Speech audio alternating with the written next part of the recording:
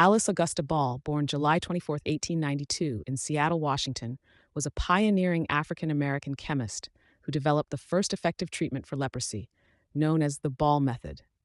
In 1915, at age 23, while pursuing her master's degree at the College of Hawaii, now the University of Hawaii, she revolutionized leprosy treatment by isolating ethyl ester compounds from chol mugra oil, creating a water-soluble, injectable form that was far more effective than previous treatments.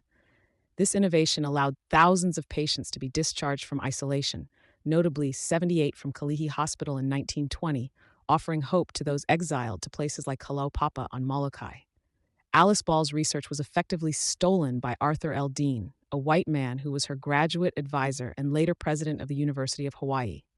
After Ball's death in 1916, Dean published her findings on the Cholmugra oil treatment for leprosy as his own, calling it the Dean method without crediting her.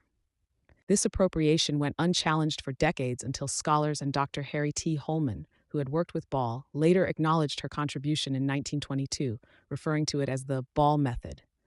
The lack of initial credit was likely compounded by systemic racism and sexism, given Ball's identity as a young black woman in a field dominated by white men.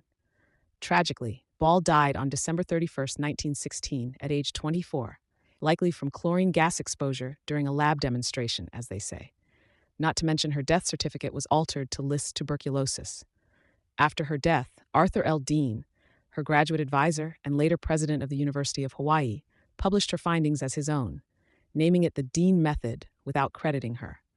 Her contribution remained largely unrecognized until the 1970s, when scholars like Catherine Takara and Stanley Ali uncovered her work. In 1922, Dr. Harry T. Holman, who had recruited Ball, published a paper crediting her and naming the technique the Ball method. Ball was the first woman and first African American to earn a master's degree from the University of Hawaii, and its first female and African American chemistry professor. Her legacy, obscured by racism and sexism, has since been honored with a plaque at the university in 2000, Alice Ball Day in Hawaii, and a scholarship in her name. Her story highlights both her groundbreaking scientific achievement and the systemic erasure of contributions by women and people of color in science.